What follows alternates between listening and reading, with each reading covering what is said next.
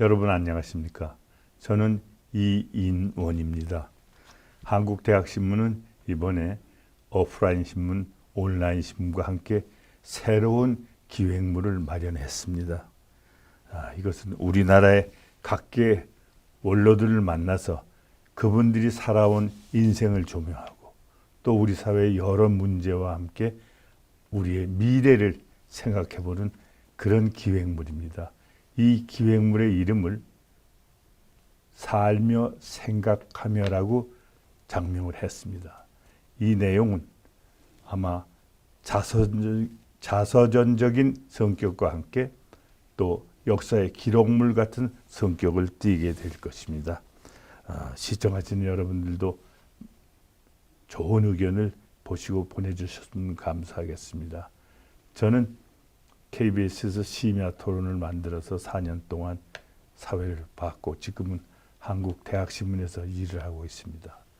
오늘 모신 분은 여러분이 잘 아실 겁니다. 고려대학 총장을 역임하시고 또 특히 우리나라 한국적인 것을 늘 중요하게 생각하시고 우리나라 국문학의 거장이시고 청년 교육 문제에 관심이 많으신 홍일식 박사님을 이 자리에 모셨습니다.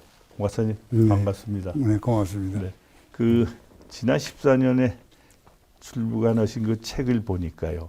그 서문 맨 첫 마디가 시간이 없어 공부 못하는 사람은 시간이 있어도 못할 것이다. 이렇게 시작을 하셨어요. 네. 그 무슨 의미가 있으리라고 보는데. 네. 재직 시절에 저의 트레이드 마크처럼 후배 제자들이 늘 일컫던 말들입니다. 근데 그게 사실은 나의 절실한 체험을 통해서 우러나온 말로 내가 만든 건데, 제가 민족문화연구소 조지훈 선생님한테 민족문화연구소를 물려받아가지고 정말 아무것도 없는 빈집이고 그때 인문과학 연구하는 데가 그렇죠 이제 그거를 다시 중흥을 시켜가지고 오늘날 세계적인 연구소를 만들었습니다.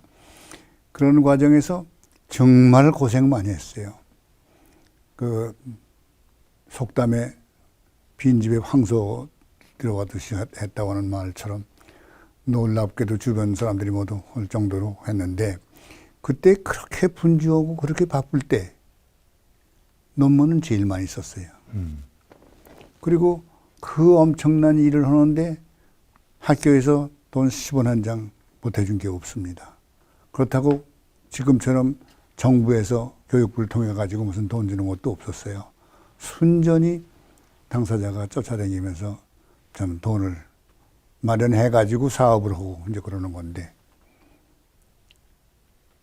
그래서 내가 그렇다고 엄청난 사업을 했는데 큰 것만 따지더라도 세상이 다 아는 한국문화사대에게 전 11권 이걸 완간했고 한국민속대관 전 7권 완간하고 또 더 큰 것은 참 정부 차원에서 해도 벅차다고 할 정도의 중한대사전, 중사전, 소사전 해가지고 국교도 없을 때 그거를 20여 년을 거쳐서 그걸 완성을 했습니다. 그러니 돈이 얼마나 많이 들어갔겠어요. 그렇다고 해서 내가 무슨 내 집 팔아서 갖다 댄 것도 아니고 순전히 쫓아다니면서 그야말로 뜻이 있는 곳에 길이 있다는 말이 아주 실감나도록 했습니다. 그리고 이제 생각해 보니까 돈이 시간이 없어서 공부 못한다는 사람은 시간이 있어도 못하는 사람이다 하는 말에 대한 대끼가 있었어요. 돈이 없어서 일 못한다는 사람은 돈이 있어도 못하는 사람이다. 그걸 참 후배 제자들을 닥달할 적에 이제 그런 말을 썼더니 그게 이제 별명 비슷하게 돼가지고 지금도 아마 고려대학에서는 그 신화처럼 전설처럼 전해지고 있다고. 뭐가 모자란다, 없다를 탓할 것이 아니라 노력을 해라 그런 그렇죠. 뜻이군요. 세상 탓하고 남 탓하지 말아라. 최근에 발간하신 문화대국으로 가는 길, 거기 또 서문은 인성과 도덕을 또 강조하셨어요. 그것도 다른 의미가 있겠네요. 같은 적인데요. 예를 들면 지금 우리에게 절실한 것은 정치가 참 혼돈되고 경제가 어렵고 하다 그러지만 사실은 근본적인 거는 난 그거보다도 더 절실한 게 있다고 봅니다. 그게 뭔거니 그 인성의 함양하고 도덕성의 회복입니다. 가령 지금 우리가 국민 소득이 3만 불이 가깝다고 그러고 뭐 그걸 넘었다고 선치더라도 아니 도대체 인구가 날로 줄어들고 결혼이 전부들 안 오고 그뿐 아니라 더 기가 막힌 것은 자살률이 OECD 중에서 제일 높다고 그래요. 젊은 사람이 결혼 안 하고 자살률 제일 많고 제일 국가 사회에 대해서 원망하고 뭐 그러는 가운데 경제가 부흥되면 뭘 합니까? 나라는 망하는 거고 집안 망하는 것은 자손 끊기면 망하는 거고 나라 망하는 것은 국가사회 망하는 것은 인구 줄어들고 끝나면 망하는 거 아닙니까? 그래서 이게 왜 그러냐? 근본적인 게 뭔고니 이기심 때문에 그런 것 같아요. 예. 근데 우리나라 교육이 예. 경쟁에서 이기라는 것만 그렇죠. 가르치지 않습니까? 그렇죠. 그런 데서 오는 거 아닐까요? 그렇죠. 그러니까 제가 책에서도 간간히 썼습니다만 경제 부흥을 하는데 어떻게든지 우리도 한번 잘 살아보자고 그냥 떨쳐 일어나고 난리를 쳤지 어떻게 사는 게 잘 사는 거냐 하는 것에 대해서는 전혀 제시한 게 없었단 말이에요. 그러니까 그것도 알고 보면 우리 기성세대의 책임이라고 봐야죠. 그러니까 어떻게 해야 더 많은 빵을 만들어낼 것이냐만 생각했지 이 만들어 놓은 빵을 어떻게 해야 싸우지 않고 공평하게 잘 화목하게 누나 먹을 거냐 하는 것에 대해서는 전혀 가치를 두지 않았단 말이죠. 근데 인성 문제에서 효를 강조하셨던데요. 네. 이제 인성의 가장 기본이 효에서 시작되는 것이기 때문에 효라는 것이 그 효도 효자가 한자로 그 가르칠 교자가 효도 효변에다가 둥그럴 문자입니다. 네. 그래서 본질적으로 얘기를 하면은 교육이라고 하는 것은 알파요 오메가가 효에서 시작돼서 효로 돌아오는 거다. 왜냐하면 사람이 태어나서 제일 먼저 나 아닌 남을 의식하는 게 부모 아닙니까? 부모 품에 안겨서 자라가지고 의식을 정리하고 대외 바깥 세상을 의식하고 그러는 건데 제 첫 번 관계가 그건데 거기서부터 끊어져 버렸단 말이죠. 이기심이라는 게 이제 부모 자식 간에도 뭐 이런 말 하면 좀 민망스럽긴 한데 돈 때문에 자식이 부모 배반 정도가 아니라 뭐 이제 아주 더 끔찍한 일, 뭐 이제 다반사가 돼 버렸어요. 예? 자, 그러니 이런 판국에 경제 부흥은 모르네요. 그래서 그 인성의 함양하고 도덕성의 회복 이거부터 하지 않으면은 안 되겠고 그 이번에 저희 그 에피소드가 하나 있습니다. 그 문화대국으로 가는 길에 서문을 이제 마지막으로 써 보내는데 출판사에 내가 그랬어요. 이게 도대체 대통령 자리를 도둑질하는 자리라고 착각하지 않은 다음에 어떻게 역대 대통령이라는 사람들이 지냈다는 사람들이 줄줄이 모두 쇠고랑 차고 법정에 쓰고 이렇게 되느냐. 난 도대체 그 나라의 소위 지도자가 될 말하자면 국무위원이라고 국회 청문회에서 보면 생애 범법자 아닌 사람이 없으니 생애 국민소득 3만 불에 가까운 소위 문명국가 치고 우리 말고 이런 사회가 국가가 또 있다는 말을 내 듣지 못했다. 하도 울분해서 그래서 써놓고 나중에 생각까지가 좀 안 됐어서 그걸 빼면 안 되겠느냐 그랬더니 오히려 저쪽에서는 괜찮다고 집어넣읍시다 그래가지고 넣었어요. 읽어보셨죠? 네. 거기에. 네. 좀 심한 말 같았지만 아주 그런 사실이라. 어느 시대나 기성세대 말하자면 지나가는 세대하고 새 세대 간의 갈등이 있습니다. 근데 우리는 그게 좀 심한 것 같은 느낌이 그렇죠. 드는데 어떻습니까? 세대 간의 갈등이라는 게 결국은 다양한 적인데 저기가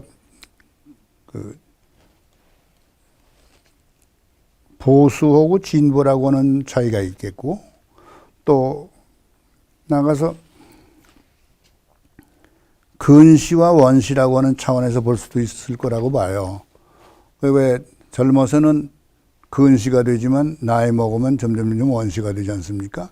그러니까 시력만 그런 게 아니라 사고방식도 젊어서는 목전질이 눈앞에 것만 정확하게 보는 것 같고, 나이 먹을수록 점점 멀리 그 다음 차원을 생각하는 그런 안목이 생기는 건데, 이 우리나라에는 이게 급격한, 그렇게 봐야 되겠죠. 경제 성장이고 사회 변화고 아주 압축 성장을 하다 보니까 그냥 갖추질 못하고, 아까 말씀한 대로 어떻게 살아야 잘 사는 건지도 헤아릴 저기도 없이 그냥 덮어놓고 잘 살아보자 하니까 돈만 벌면 다 적인 줄 알았단 말이죠. 그러다 보니까 극단적인 이기주의로 갔단 말이에요. 그러니까 문명사의 큰 흐름이지 우리만 그런 게 아니라 다만 정도 차이가 있을 뿐이지요. 그러니까 사람이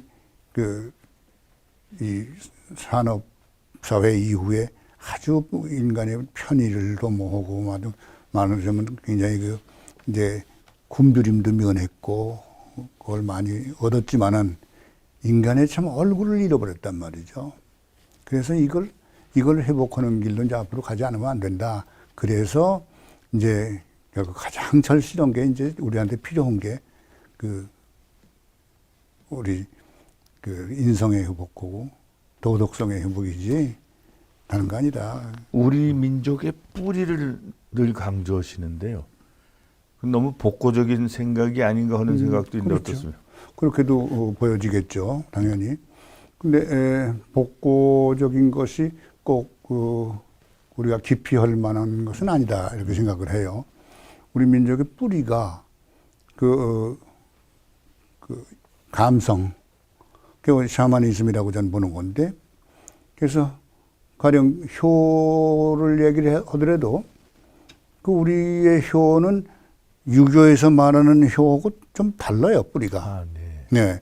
자꾸 유교의 삼강오륜에 부자유친이라고 하는 것이 제일 먼저 나오니까 한국인의 효 사상이 유학에서 온 거라고 이렇게 생각들을 모두 선입관을 가지고 계신데, 제가 평생 추구해 보니까는 그거하고 같지가 않아요. 뭐냐면 한국인의 효 사상은 샤머니즘에서 나오는 건데, 조상을 신으로 모시는, 내 생명의 창조자이고 그 신으로 받드는 그런 원시 종교, 거기서 이제 발생을 했는데, 이게 아주 뿌리 깊은 거죠. 지금도 그건 한국인의 원초적인 저기라고 그럴까? 본성이라고 그럴까? 그러니까 그 후에 이게 유학의 부자유친이라고 하는 효사상이 들어오니까 그걸로 좀 옷을 입혔어요. 그걸로 이렇게 겉을 세련되게 만든단 말이죠. 그리고 불교가 들어오니까 불교로 살을 더 더해가지고, 또 다른 외래 종교가 들어오면, 가령 예를 들어서 근자에 이제 기독교가 들어오지 않습니까? 기독교가 들어오면 그거하고 또 믹스가 돼서 기독교로 화장을 해가지고 그게 날로 자꾸 변해가는. 우리의 기본 모습이 바뀐다 네, 그러죠. 기본은 있으면서 이걸 인류학에서는 습합이라고 그럽니다. 네. 이게 오드이변에 익힐 습자한 건데, 그게 뭔 거니? 어떤 문명이 있으면 그 문명 위에 새로운 문명이 들어와서 이렇게 감싸는 거죠. 덮어요. 또 하나 그러면 또 감싸고. 그래서 나중에 이걸 한 겹 한 겹 베끼면 그 원형이 그냥 드러날 수 있는 거. 이렇게 합쳐지는 문화를 융합이라고 하지 않고 습합이라고 그러는데, 아, 네. 그래서 이제 우리 원시 종교인 한국의 효문화, 효사상이 이렇게 습합을 해가지고 때에 따라서 불교가 들어오면 불교의 살을 더해가고 한번 업그레이드 되고, 그 다음에 유교가 들어오면 유교로 아주 옷을 잘 꾸며서 입히고, 기독교가 들어오니까 그걸로 화장까지 해가지고 오늘 또 이렇게 해나간다. 그래서 이거 잘만 키우면요, 그래서 내가 윤희상이 그 심청이라고 하는 오페라, 백림 올림픽 그 전야제로 했던 그 오페라를 갖다가 아주 좀 깊이 좀 탐구해 봤어요. 그게 다른 게 아니고 서양 예술이 그때 아주 벽에 부딪혀가지고 헤어날 길이 없이 방황할 때인데 그 윤희상의 그 심청을 보고 그 서양 사람들이 놀래가지고 기립박수를 15분간이나 했다는 거 아닙니까? 그게 어떻게 된 건가? 이게 뭐 때문에 이렇게 서양 사람들에게 좀 감동을 줬는가 하고 추구해 보니까 그것 때문에 또 백림까지 가서 윤희상 연구소까지 찾아가서 좀 보고 그랬어요. 거기 연구원이면서 그 뭐 간사라고 그러는데 아주 사람이 변변해요. 그 장시간 얘기를 해봤는데 다른 게 아니고 그거 발견했어요. 그게 몽고니 서양 사람들이 갈팡질팡할 적에 예술의 벽에 부딪혀가지고 그때 윤희상의 이것이 그 심청이 그 지극한 효도를 해서 그 정성으로 아버지 눈을 뜨게 했다. 거기까지는 서양 사람들도 이해가 된다는 거예요. 그런데 마지막 장면에 그 오페라, 그 방파레가 팍 울리면서 그 심청이가 아버지하고 이제 쫓아 나오니까 어디 보자 내 딸 청아 그러면서 눈을 떴는데 그 뜨는 순간 신봉사만 뜨는 게 아니라 그 자리에 참석했던 모든 맹인이 다 같이 눈을 떴다는 거예요. 광명을 찾았다는 거예요. 아주 이거는 진짜 더불어 함께 살아가는 그런 어떤 활로가 됐다. 그래가지고 서양 사람들이 거기에 감탄을 했다는 거예요. 그래서 우리의 그 원시종교라는 것이 다른 게 아니고 바로 더불어 같이 사는 거. 더불어 사는. 네. 그 1989년에 쓴 책입니다만은 1989년에 한국인에게 무엇이 있는가라는 것을 네. 얘기하셨거든요. 그게 네. 그런 얘기들입니까? 네, 그런 거죠. 네. 그 책이 꽤 많이 팔렸죠. 한 10여 편이 나갔으니까. 무엇이 있냐, 그 무엇이 어떤 것들입니까? 지금 말하신 바로 이런 거예요. 네. 원초적인 원성. 요게 21세기 인류를 구원하는 하나님의 저기가 될 거다. 지금 말씀하신 걸 보면 샤머니즘이라고 그러는 그런 것이 그렇게 무시할 게 아니라는 거 하나. 그럼요. 또 하나는 공동체 의식이 네. 우리에게 본래 있었다는 얘기입니까? 그러면 철저히 했었죠. 철저했는데 이게 이제 중간 역사가 내려오면서 이게 이제 뭐 민족성을 자꾸 얘기를 하는데 네. 나는 본래 그동안에 그저 뭐 과문한 탓인지 모르겠습니다만은 난 어느 민족이든 고유한 그 선천적인 민족성이라고 하는 것은 존재하지 않는다고 봅니다. 그 민족에게 그 사회 그 역사적 상황이 그 주어진 상황 속에서 그런 민족성이 창조가 되는 거지 고유한 민족성이 있어서 그 민족성이 역사를 창조해 간다고 보지 않아요. 그건 뭔거니 어쩌다가 한번 이렇게 어떤 환경이든 형성된 민족성은 그 다음 상당 기간 역사 창조에 영향을 주는 것만은 사실이지만. 학습되죠. 민족성도 학습이 되는 거죠, 말하자면. 그렇죠. 배우는 거죠. 네. 네. 상당 기간 동안 지속되는 건 사실이지만은 고유한 민족성이 있어가지고 그 민족성이 역사를 창조한다고 보질 않는데 가령 뭐 간단하게 그런 예를 제가 들었어요. 먼저 책에다가. 그럼 몽골의 징기스칸이 그 세계를 제패하는 엄청난 그런 저기를 일으켰죠. 역사를. 그 명고 사람들이 아주 용맹하고 근면하고 저거다. 그렇다고 민족성이 그래서 민족성이 그렇게 했다 그러면 오늘의 몽골 위축된 몽골을 어떻게 설명할 거예요? 그러니까 역사적 사회적 환경이 민족성을 창조하고 한번 창조된 민족성은 상당 기간 동안 영향을 주는 건 사실이지만 영구 불변한 건 그럼 아니다. 우리의 민족성의 장단점을 얘기하신다면 어떻습니까? 글쎄 우리 민족성 속에 그 특이한 점이라면 네. 다시 말하면 이 저 동아시아의 한 구탱이에서 중국이라고 하는 저 커다란 용광로 바로 옆에 붙어서 수천 년 동안 그것도 뭐 100년, 200년이 아니라 수천 년 동안을 고유한 그래도 그 영토를 지켰고 또 고유한 언어가 있고 문화를 지켰고 또 지금의 다민족 사회, 다문화 사회라고 그러지만 고유한 민족의 혈통까지도 지켜올 수 있었던 그 근본적인 핵심의 원인이 뭐냐? 원동력이 뭔가? 이거를 좀 알기 위해서 중국 천지를 뭐 맨날 며칠을 헤매고 다니고 고생을 했어요. 내가 50대는 아마 그 기억밖에 없을 것 같아요. 네. 중국은. 오지로. 그때는 뭐 외국인에게 다 개방도 안 된 곳을 쫓아다니면서 했는데 결론은 그거예요. 우리 문화의 특징은 그 사회적 이 바깥 세상의 보편주의 그때그때의 지배 이데올로기를 빨리 수용해서 거기에 안주하는 주특기가 있더라. 우리 민족성의 그렇죠. 그 장점으로 봐야 되네, 단점으로 봐야 되네. 장점이죠. 네. 그게 생존의 비결이라고 보는 거죠.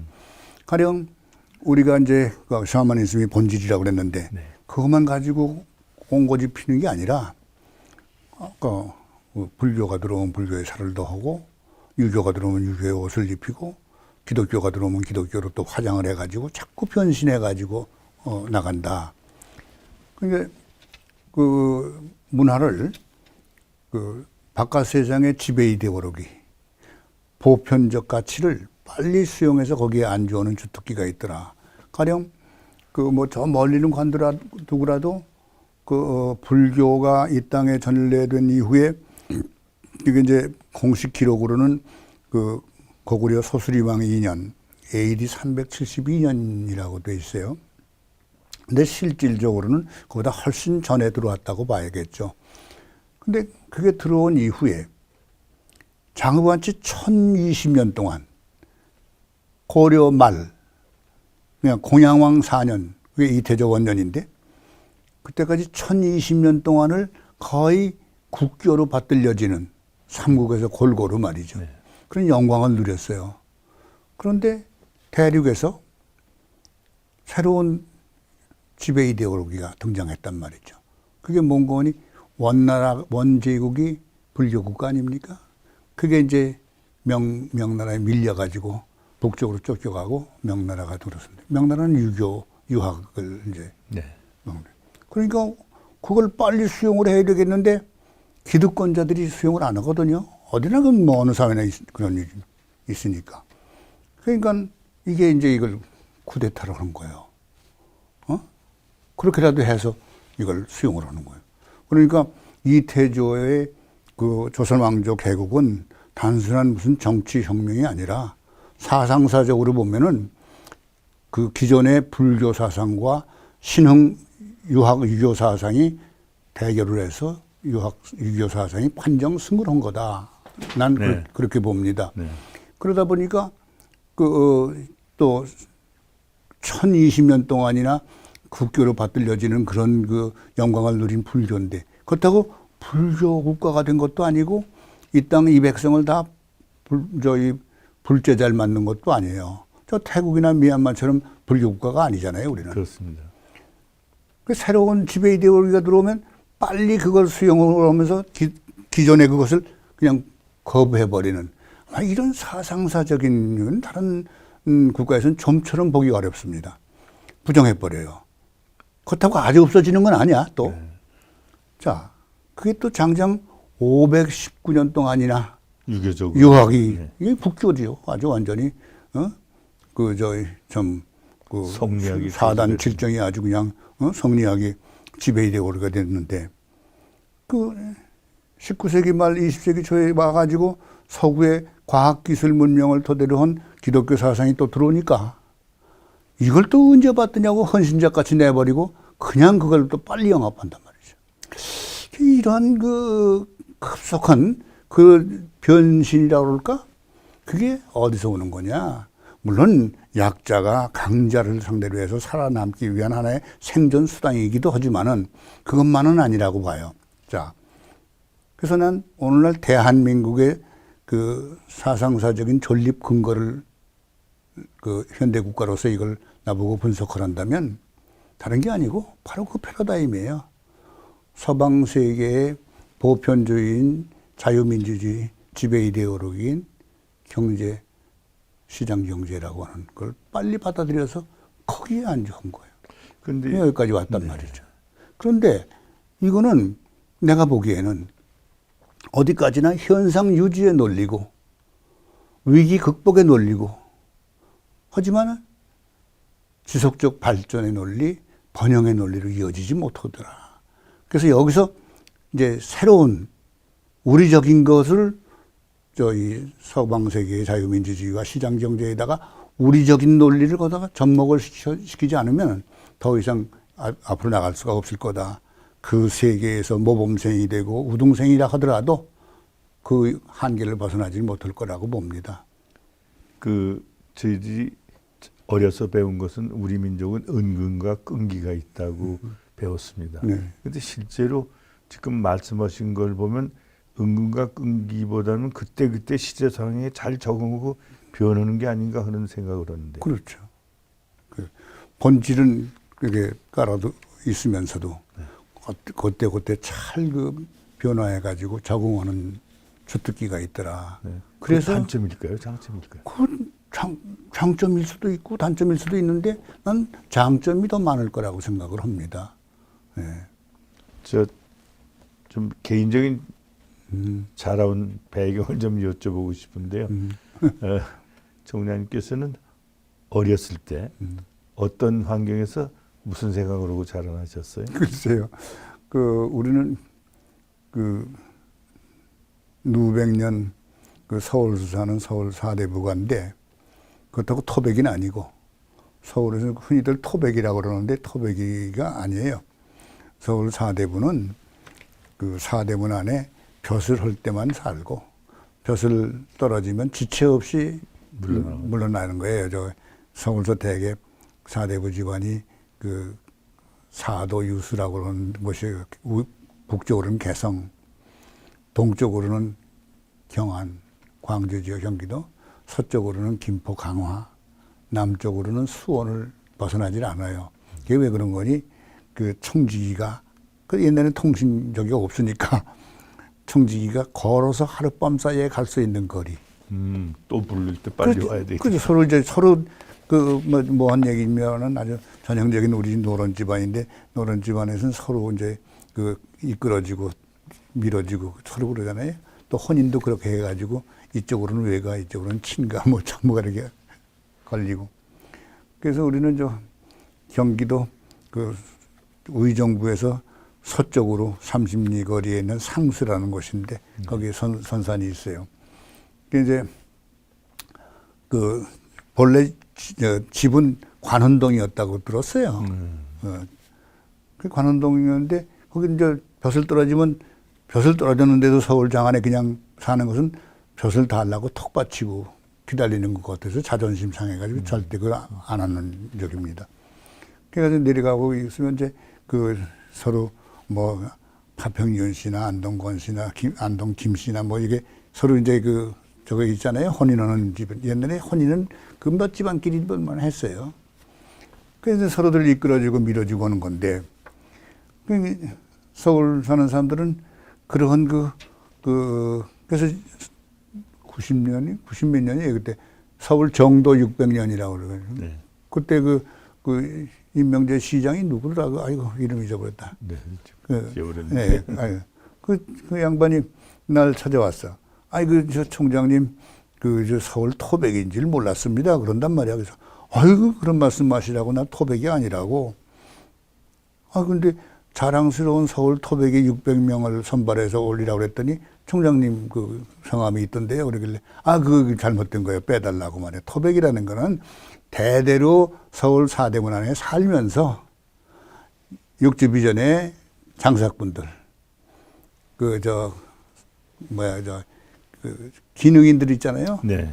그런 사람들이 서울 중인 또 토백이가 되는. 예, 그 사람들은 대대로 살지만 사대부는 여기다 대대로 사는 게 아니라 나갔다 들어왔다 나갔다 들어왔다. 그래서 말도 다르다. 우리 서울 사람일 수는 있지만 서울 토백이라고는 하는 건 아니다.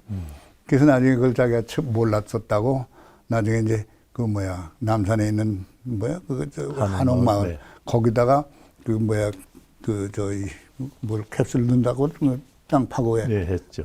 100년 후에 뭐 200년 후에 네. 끊는다고 거기에 이제 그 이름을 넣는데 그게 내가 그걸 지적을 해서 서울 토백이 600인이 아니라 자랑스러운 서울 시민 600인이라고 그렇게 고쳤노라고. 그래서 그 토백이라는 것이 우리 집안에서는 그건 오히려 수모로 생각한다. 그러니까 저 양해해달라고 그런 적이 있어요. 그래서 서울을 살다 보니까 그 뭐 큰 재산은 없고 근데 다시 들어오셨잖아요. 다시 서울 시내로. 저 수성에서 사시다가 네. 서울로 들어오셨을 거예요. 관운동에 살다가 네, 네. 그는 나갔- 선대가 네. 선대가 주 그쪽에 사셨대. 말만 들었지 나는 선대가 관운동 어디 사셨는지도 모르지. 근데 이제 거기 관운동이 본래 우리 그 저기 그 집에 저기 했다. 그러니까 청지기한테 집만 맡기고 내려갔다가 그럼 소년 시절에는 어디서? 난 소년 시절에는 벌써 일제 때니까. 네, 그때는 어디서? 그때는 그 동대문 밖에 네, 바로 저희 동 안암동 네, 안암동. 안암동 노타리 오른쪽에 거기 언덕 위에 그러니까 고려대학에 얼마 안 되는 거리죠. 그래도 운명인가 봐요. 그래서 어려서부터 보성 전문을 이렇게 놀러 다니고 그랬어요. 가까워서. 그러셨군요. 거기서 그냥 중산층인데 저 조선기와집으로 꽤 큰 그 한 칸수로 한 36칸이라고 그러니까 그 큰 집이죠. 꽤 컸나 봐요. 그 어렸을 때 기억으로는 그 안방에서 건너방까지 마루를 한참 뛰어갔던 기억이 나고 그런데 큰 그 고가였었어요. 그런데서 중산층이죠, 뭐 그냥 중산층으로 살았는데 아버지가 이제 그 경성 신탄 주식회사 그 이제 전무취 지역으로 계시고 나중에 이제 사장도 하시고 그러는데 그게 이제 그 일제 시대에 그게.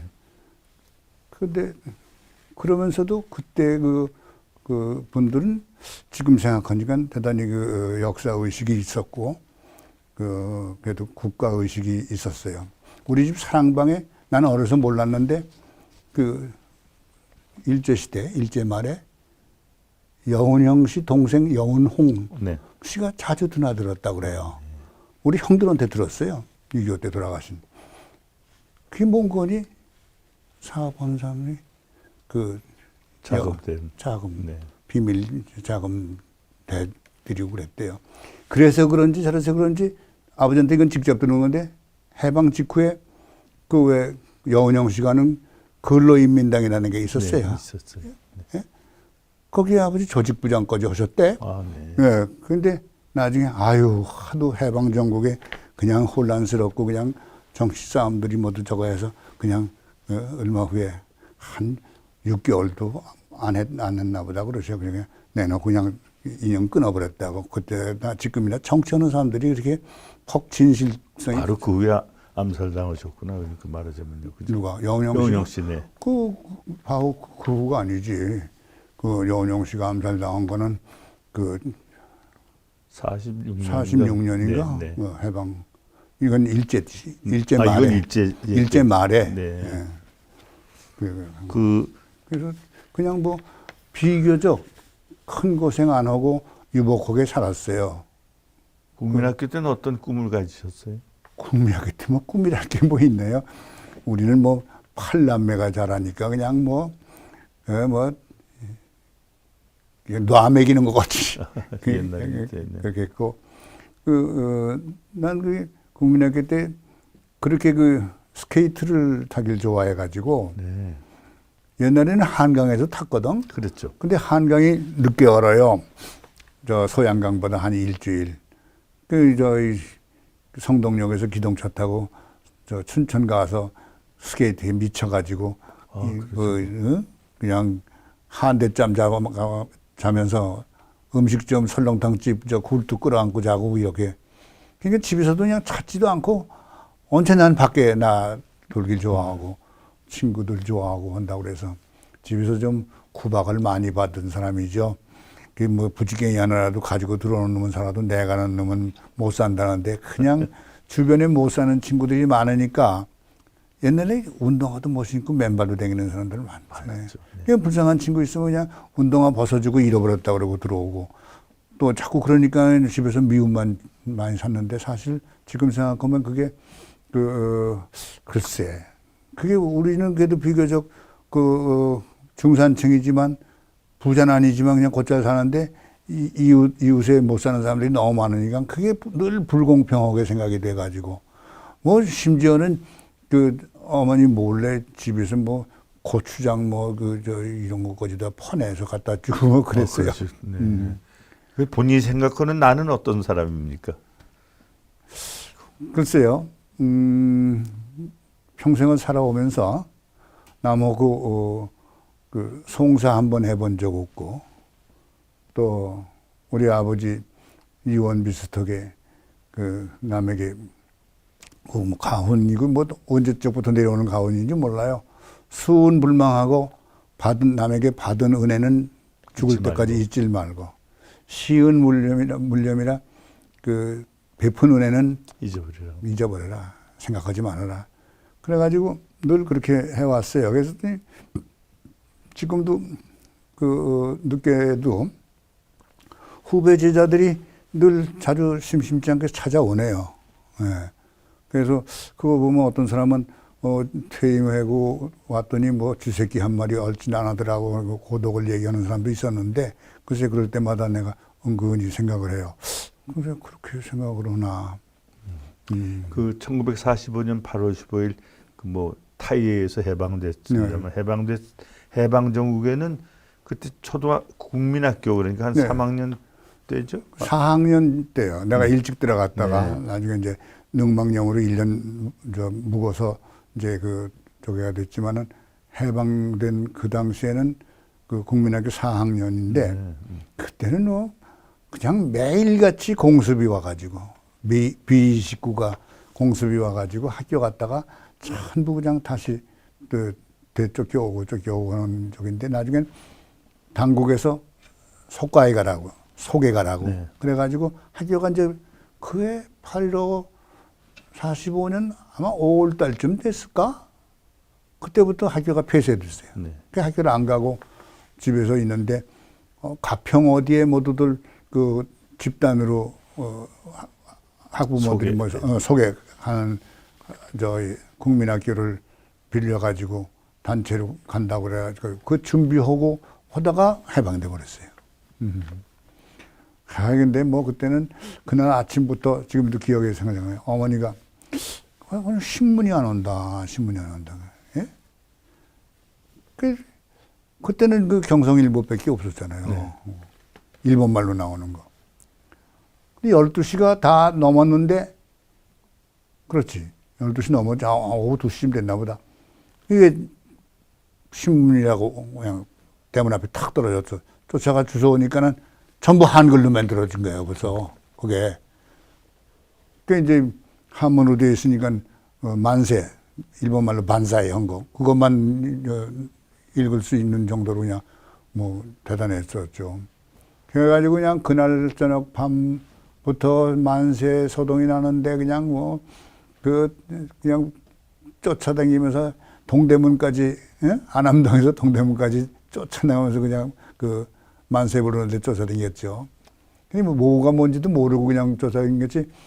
감격스러운 거는 우리 아버지 세대, 형님 세대의 감격이었지. 8.15는 우리한테는 그냥 건성으로 따라다니고. 하나의 그냥 그렇죠. 변화, 사건. 우리 세대에 한번 진정으로 감동했다면 4.19 때. 네.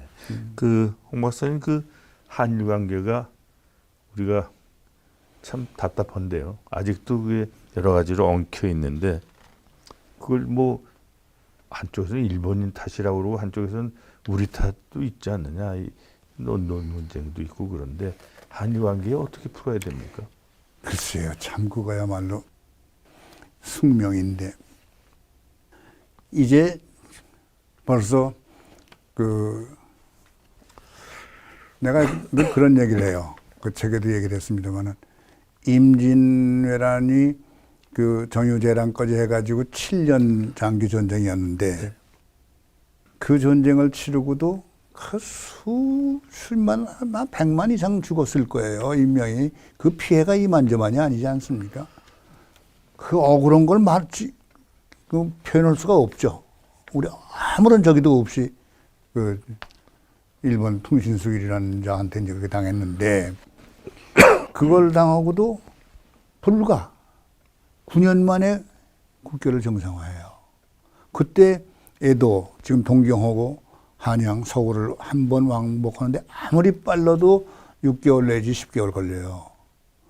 그 시대에도 불과 9년 만에 국교가 정상화된 걸 보면은 이웃 간에 도저히 그 벽을 쌓고는 살 수가 없다. 서로가 아쉬우니까.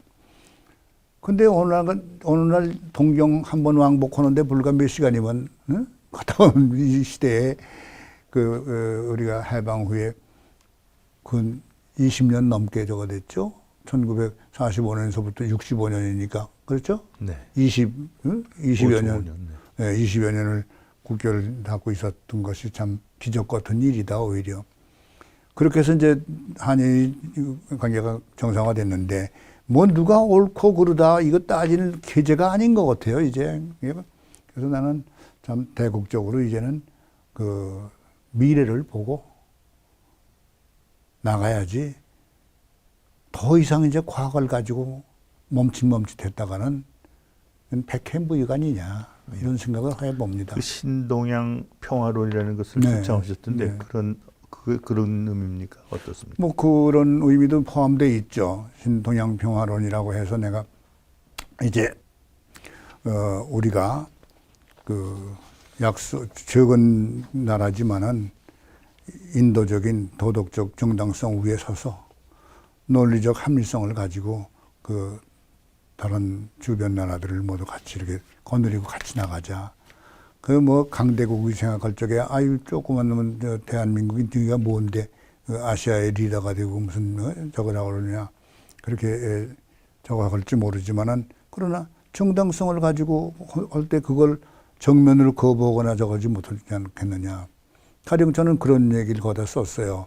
공감을 얻었는지 모르겠습니다만은 뭐 몇몇 사람들이 그걸 아주 그 감동받았다고 전화도 하고 만나서 얘기도 했습니다만은 지금 유엔이라고 하는 기구가 이제 거의 다 그 기능을 뭐 제대로 발휘하지 못하고 있지 않습니까? 그럼 유엔에 대한 그 불신이 점점 커지고 있단 말이죠. 근데 우리가 유엔에서 말하자면 그 유엔의 그 분담금 말고도 그때그때에 따라서 왜 잡부금 같은 걸 많이 걷잖아요. 못 사는 나라 도와주자고. 그럴 적에 그거를 유엔에 가 있는 우리 각 나라 대표부들이 어떻게든지 분담금 줄이거나 그걸 늦게 내려고 안달들을 하는데 우리는 오히려 역으로 우리가 조금 더 허리띠 졸라매고 고생하더라도 분담금 외에 저기가 없는 나라 가뭄에 또 뭐 전염병에 또 뭐 기아에 허덕이는 그런 아프리카라든가 이쪽 나라 돕는다고 그럴 적에 할당액이 있지 않겠어요? 할당액보다 조금 더 얹어서 내면서 지정 기탁 같은 걸 하자. 가령 예를 들면 에티오피아 같은 나라가 우리가 6.25 때 도움을 받은 나라인데 그 나라가 그렇게 못 산다 그러니 이 돈은 그 나라의 빈민들을 위해서 또 참전 형사 그 가족들을 위해서 좀 써달라. 이렇게 얘기를 하면은 우리 속담에 참 죄로 주고 말로 받는다고 격으로 그렇게 그때 저거 받았지만 은혜를 꼭 갚는 적이 있다. 한국 사람은 문화 속에 반드시 은혜를 입으면 갚아야 된다고 하는 그런 저기가 있으니까 국민 정서에도 그러니 그렇게 좀 해달라 그럴 때 어떤 나라들은 모두 분담금조차도 줄이려고 모두 로비를 하고 난리를 치는데 아니 한국이라고 하는 나라는 분담금 외에다가 더 얹어가지고 이렇게 내면서 옛날 은혜를 잊지 않겠다고 그런다. 그렇다고 해서 그걸 갖다가 강대국이 네가 뭐냐고 뭐 나무라거나 비난하지는 못할 거란 말이에요. 노골적으로. 그렇게 해서 그 강대국 말고 제3세계에 모두 참 속된 말로 인기를 끌고 그래가지고 우리는 한 번도 남의 나라 침략해 본 적 없다. 그러니 그런 역사와 문화를 배경으로 해가지고 그런 저기를 갖다가 이렇게 포용을 하고 나가면은 나중엔 끝내는 아셈이나 이것처럼 강대국도 너도 나도 모두 달려들어서 같이 저거 하지 않겠는가. 그러니까 새로운 신동양 평화론이라는 건 그런 리더십을 도덕적 정당성과 논리적 합리성 위에 리더십을 구축해 나가자. 그런 얘기였었죠. 너무 우원한 얘기인지는 모르지만은 이제 그 길밖에 없다고 생각해요. 네. 우리가 한일 관계 얘기할 때 한때 우리나라에서 친일 세력 문제를 굉장히 다루었습니다. 그래가지고 뭐 명단도 발표하고 그랬는데 6단 최남선 네. 선생도 친일파다 이렇게 네. 아주 규정해서 거기서 있던데 그 문제에 대해서 어떻게 생각하십니까? 난 아주 이제 시간이 이제 그 해결하리라고 보는데요. 6당이야말로 철저한 애국자입니다. 근데 그거를 좀 연작이 저기 마음을 대붕의 마음을 어찌 알냐고 6당이 제일 그 친일로 이제 몰아적인 것 중에 세 가지인데 하나가 학병 권유했다는 거고 또 하나는 조선사 편수회에 들어갔다는 거고 또 하나는 만주 건국대학 교수로 갔다는 거. 세 가지가 이제 친일 행위적인데 그 저기에 아주 진실이 다 남아 있어요. 근데 외면을 하는 거죠 지금 이 저 친북 좌파들이 그 저 6당이 반민특위에 일단 구속이 되지 않았습니까? 그랬죠. 그때 자술서라고 그래가지고 그 서대문 형무소에 가 계시면서 그 써놓은 게 있어요. 써서 제출한 거. 반민특위에다 제출한. 그게 문서가 있어요. 거기에 분명히 얘기를 하고 있어요. 자기는 일제 총독부의 강요에 의해서 학병 권유로 권유한 거 아니다. 본래 나는 그 전부터 우리 조선 저기가 있어야 된다. 군사학을 청년에게 가르쳐야 된다. 근대 국가로서 군사력이 없는 근대 국가가 어디 있느냐. 가령 영국의 지배하에 있던 인도 사람들은 인도 사람 청년들로만 구성된 인도군을 편성해서 영국군하고 우군이 돼가지고 함께 중동전선, 아프리카 전선에 가서 싸웠다 이 말이에요. 1차 대전 때도 싸웠죠. 네. 2차 대전 때도 마찬가지죠. 간디가 또 지원했죠. 네, 네. 그런데 일본은 조선군을 편성 못한다. 왜? 일본이 조선을 다스릴 수 있는 걸 다스린 게 아니라 저희보다 문화와 역사가 월등한 그 나라를 다스릴래니까 겁이 난다 이 말이죠. 그러니까 조선 사람에게 군사학을 가르치거나 조선 청년들로만 그 부대를 편성하면 총각으로 들일 건 너무나 명약관화하지 않느냐.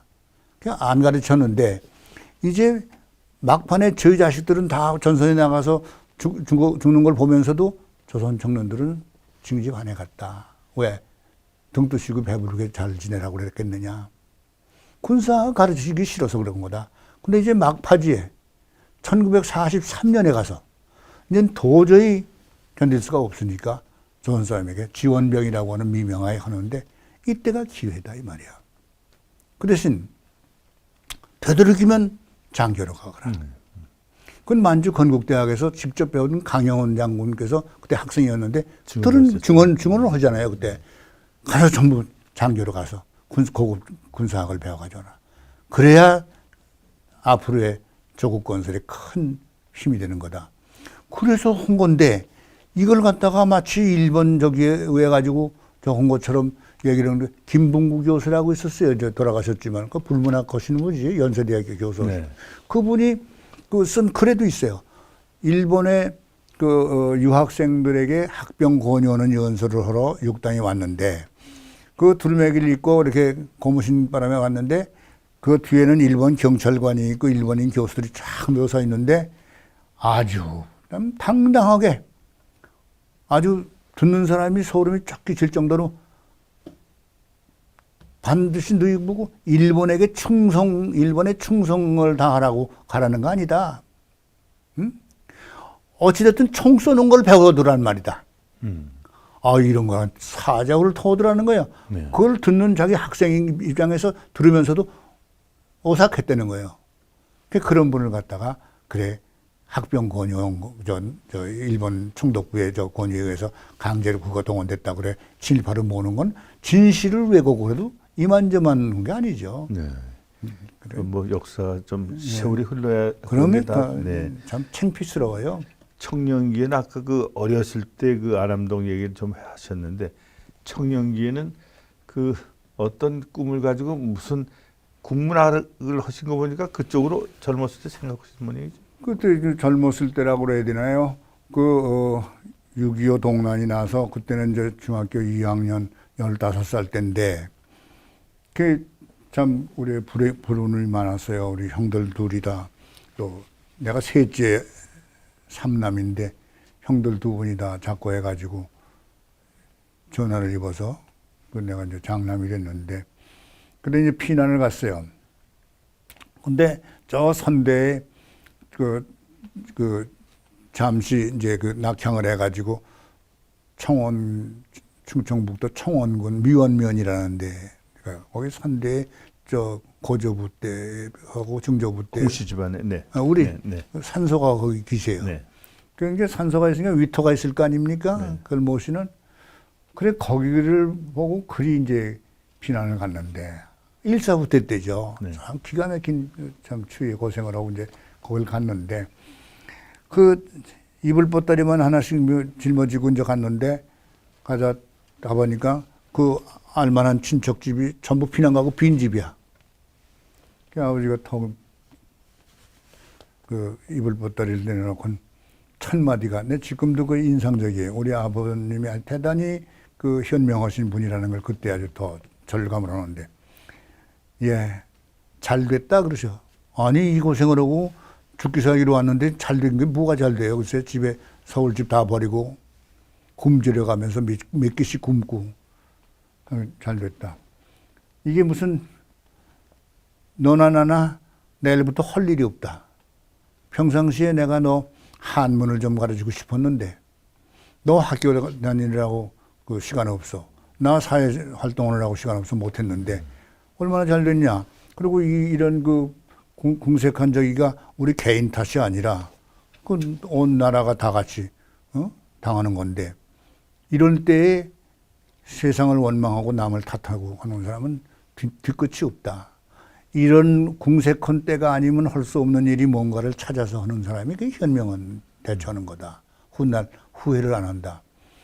내일부터 내가 저 사방 다니면서 책을 좀 구해올 테니까 한문을 좀 읽자. 그래가지고 거기서 한 심리상고 되는 또 뭐 어떻게 먼 친척이 되는 분 집인데 그 집에 피난 안 갔다는 말씀을 듣고 거길 날 데리고 올라갔어요. 갔더니 아버지한테 삼종 숙모라고 그러는가? 그러니까 삼종이 8천, 9천이지. 9천 아주머니 숙이 되는 거기 댁에 가서 이제 청년 때 아버지 왕래를 해서 아신대. 그 집에서 책을 이제 빌리는데 명심보감하고 논어하고 맹자하고 이렇게 세 권을 다락에 있는 걸 빌려가지고 와서 그날 밤부터 그걸 카피하는 거예요.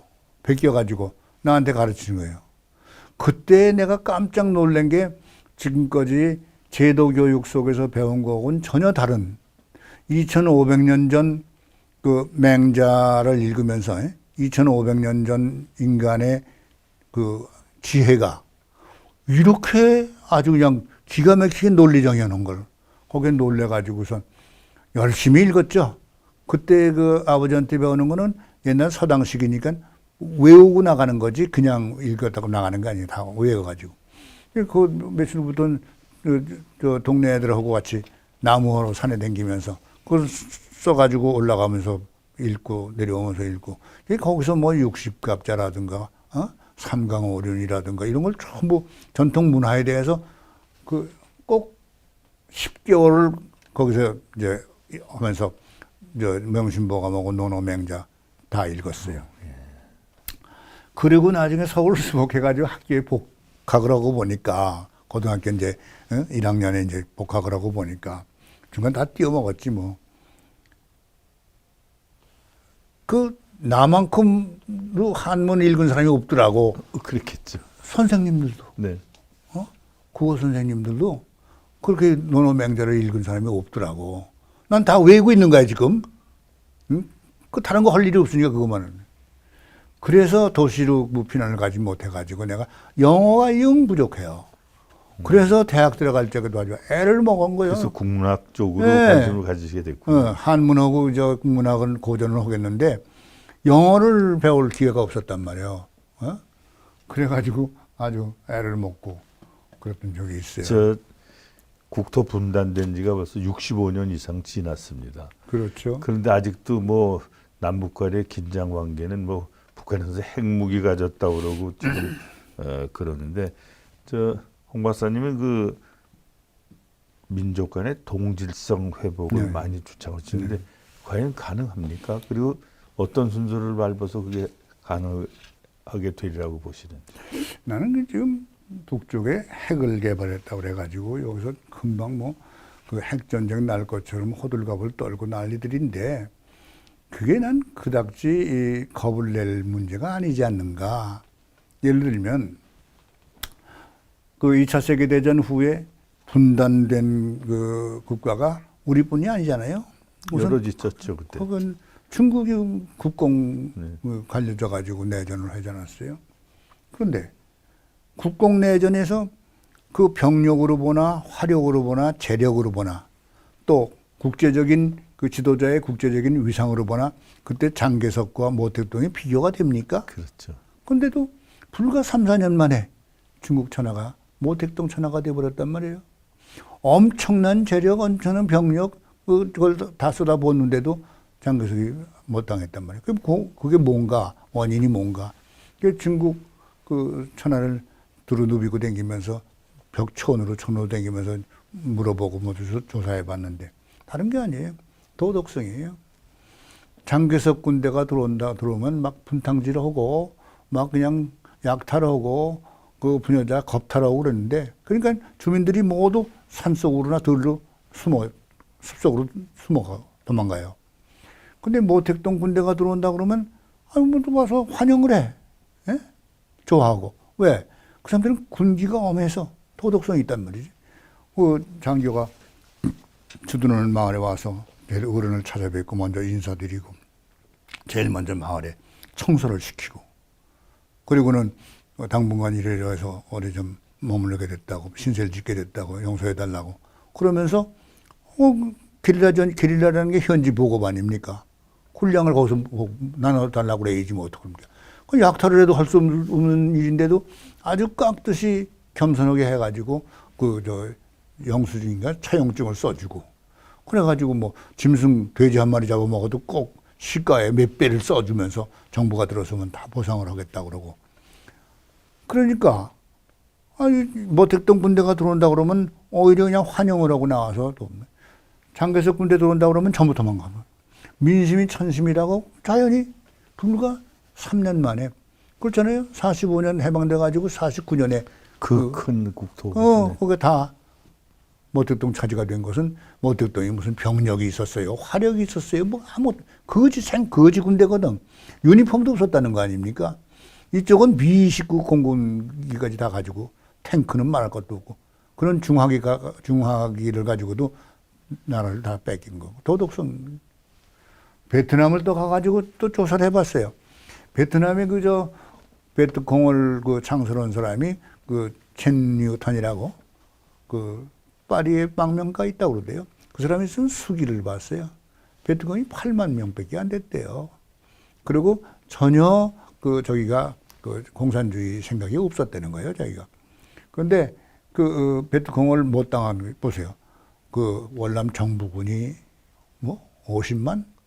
어머 대단한 네. 분이 가지고 있었죠. 미군이 한참 많이 존슨 때 제일 많이 파견됐을 때 60만이 파견됐을 때 거기다 한국군까지 아니 몇백만이 베트콩 8만을 못 당해가지고 결국은 당한 거 아니에요?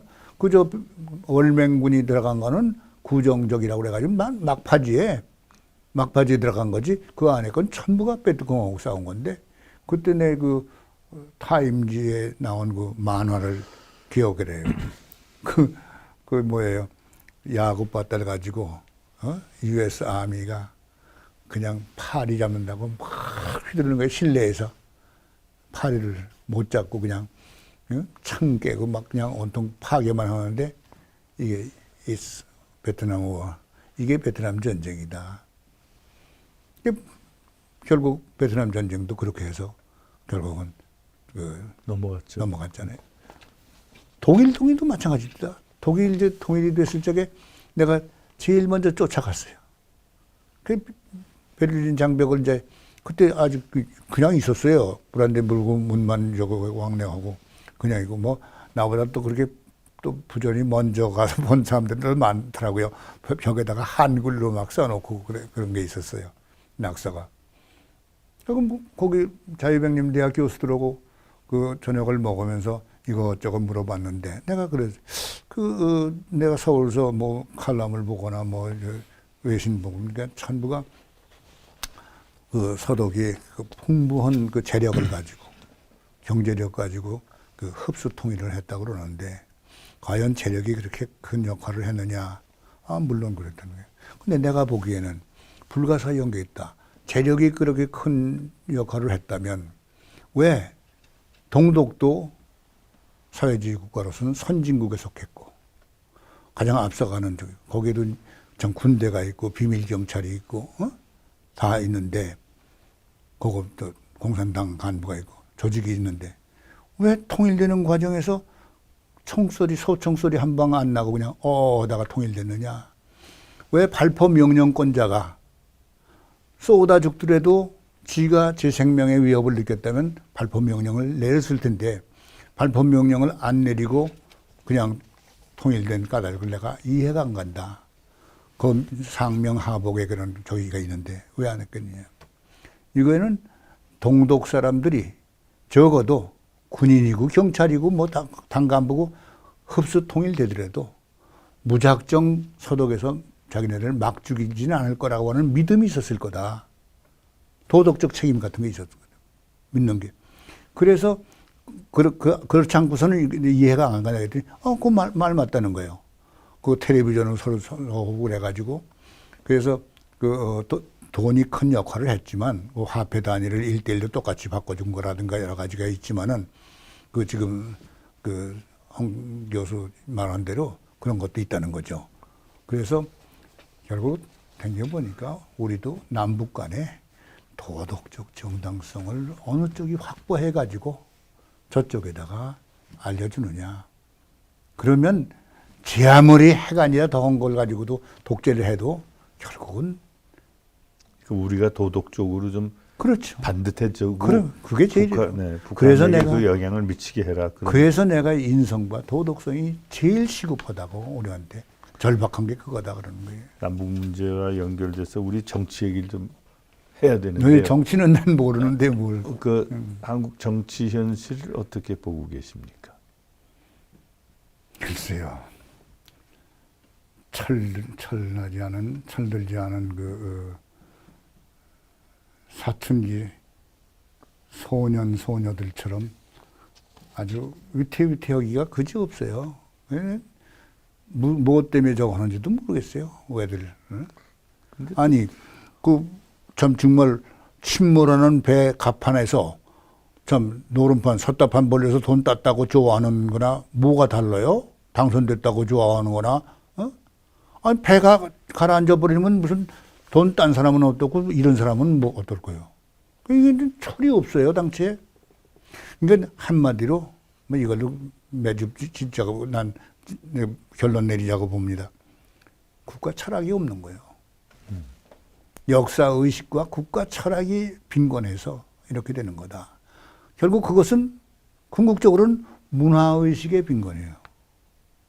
네. 그럼 홍 박사님은 우리의 국가 의식이나 철학을 어떻게 잡아야 된다고 보십니까? 그러니까 도덕성의 회복에서 봐야 되는데 우선 당정 목전의 일로서는 우리 순국 선열들을 우러러 모시는 그 경건한 행위부터 먼저 해야 되겠다. 그냥 오늘 내가 우리 손녀딸이 베트남에 그 취업을 가 있어요. 그 코이카 관계로 해가지고. 걔가 가면서 전화를 한다는데 전화가 안 와. 공항에 도착해가지고 전화하는데. 출발 시간이 다 돼가지고 전화가 왔는데, 아유, 할아버지 말씀 마세요. 아침에 그 리무진 버스 공항 가는 2대, 3대를 그냥 10,000원이라 그냥 놓치고. 그게 할 수 없이 어떤 사람하고 둘이 돈 합쳐가지고 택시 대절을 해가지고 지금 막 공항에 도착했는데 그냥 가까스로 왔다고. 외국에 놀러 가는 사람들이 그렇게 넘친다는 거요. 그러면서도 순국 선열에 대해서 저기는 거의 요만큼도 생각을 안 하니 이것도 따지고 보면 기성세대들이 가르치지 못한 거죠. 제대로 가르치지 못한 탓이겠지만은 우리가 오늘날 이만큼 그래도 자유를 누리고 나라라고 하고 지금 사람들은 모르겠지만 나는 제일 처음에 65년 국교가 정상화돼 가지고 67년입니까? 뭐 처음으로 여권을 가지고서 일본을 갔는데 아유 대한민국 여권을 가지고 당당하게 가서 출입국 관리국에 내놓는데 그 말하는 관리국 직원이 일본말로 물어. 근데 그때 나 일본말 조금은 하잖아요. 국민학교 4학년 때 해방됐으니까. 그 정말 일본말로 간단한 거니까 대답할 수 있지만 안 되겠어. 그 서투른 더듬더듬은 영어로 대답을 했지. 자존심 상해서. 그랬더니 또 이렇게 쳐다보더니 또 뭐라고 그래? 그게 또 영어로 간단하게 대답했더니 좀 멀스케 하더라고요. 그렇게 여권을 지니고 간다는 게 그렇게 자랑스럽고 흐뭇할 수가 없었는데 지금 그거의 고마움은 모르잖아요, 사람들이. 식민지 생활에서 당해보지 않은 사람은 몰라요. 정치인의 자질 문제가 가끔 논의되는데요. 하긴 지금부터 몇천 년 전에도 플라톤 같은 사람이 주장했는데 모든 다른 건 자격심이 있는데 왜 정치인은 자격 시험을 보지 않고 그냥 정치인이 되는가? 그건 집권 민주주의에서 과제예요. 그래서 소위 말하는 포퓰리즘 인기주의가 횡행하게 된 민주주의가 인기주의 때문에 망할 거라는 얘기도 나오는데 그렇습니다. 정치인 자질을 좀 어떻게 향상시키는 방법이 없습니까? 그것도 역시 인성교육을 통해서 가는 수밖에 없죠. 네. 그런데 얼만큼 우리가 지금 중독이 됐느냐 하면 제가 그 총장 재임 기간에 바른교육 큰 사람 만들기 운동이라고 하는 걸 내세워서 도덕교육을 철저히 했거든요. 네. 그때 다른 대학은 다 건학 이념에 따라서 특색이 있단 말이에요. 네. 가령 연세대학은 기독교 계통 학교니까 바이블을 갖다가 교양 필수로 하고 있고 또 성균관 대학은 유학개론 논어를 교양 필수로 하고 있고 또 동국대학은 불교 철학을 하고 있고 다 있는데 우리 고려대학은 그게 없어요. 네. 그래서 취임하자마자 명심보감을 그걸 개편해 내 가지고 그걸 교양 필수로 2학점을 부과해서 어느 학과를 전공하든 간에 그거 2학점은 필수 과목이다. 그래가지고선 그 도덕교육을 하고 그 교육 목표 제1호를 효문화, 효사상을 고려대학의 교육 목표 저기로 삼는다. 그렇게 선언을 하고 밀고 나가는데 이 교수들이 더 반대를 하는 거예요. 교수들이. 아주 시대에 첨단 간다고 하는 교수들이 지금 어느 시대인데 그걸 하고 앉았느냐.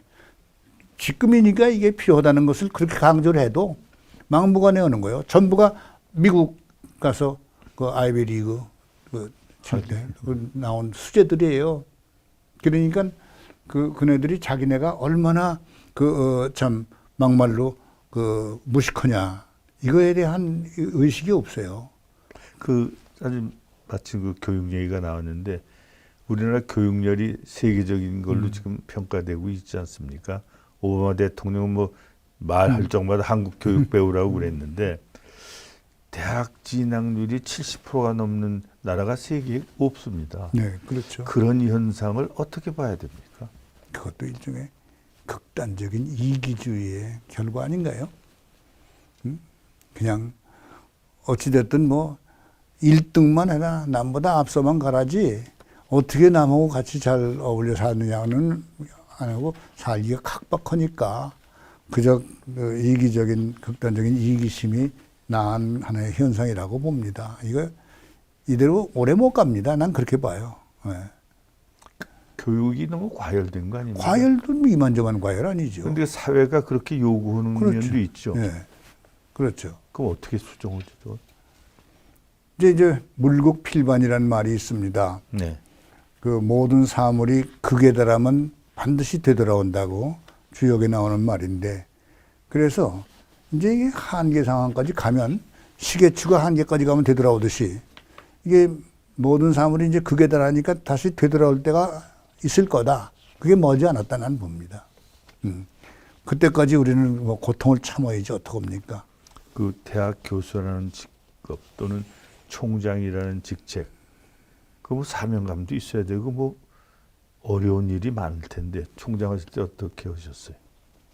아유, 참, 그, 한마디로 얘기해서, 좀, 누가 보면 전근대적인 그런 그 총장을 했다고 흉을 볼는지 모르겠습니다만, 제 일성을 나는 그 교무위원회를 설립해 나는 여러분 아시다시피 인문학을 한 사람이라 법도 모르겠고, 경제 재정도 더욱 모르고, 문외한입니다. 그러나 사람이 어떻게 살아가야 되느냐는 살아가는 방법, 그 도리는 조금 아니까 살아가는 도리에 어긋나지 않게만 해나갈 테니 그것이 성문법상 현행법상 어긋나는 게 있으면 여러분들이 모두 지적을 해가지고 여기 뭐 전공은 법학 전공, 경제 전공, 뭐 행정학 전공 다 참 기라성 같은 인재들이 있으니까 여러분들이 지적을 해서 그걸 바로잡아 주면 좋겠다, 보완해 주면 좋겠다 그렇게 얘기를 했고, 두 번째는 약속을 하나 해달라고.